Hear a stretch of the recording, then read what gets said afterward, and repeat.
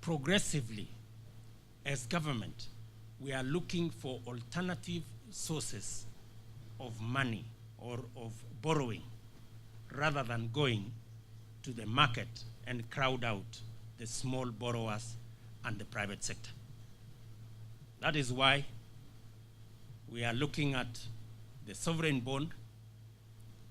We have given clear instructions to Treasury that unless it is absolutely necessary, the government must find an exit strategy from borrowing in the local market so that we can keep local resources in the local market from our banks for the private sector and for the small and medium-sized enterprises, for them to use it to finance growth, especially at the grassroots level.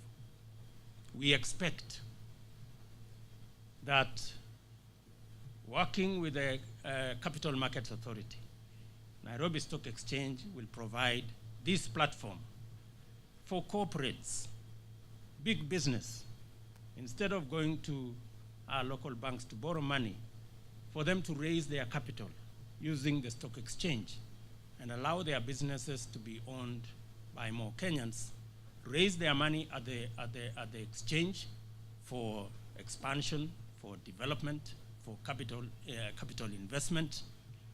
This platform will also help make sure that banks begin to do business and stop what they are doing at the moment. Because what they are doing at the moment is not business. They are doing something else. And I'm saying that with a lot of respect to banks.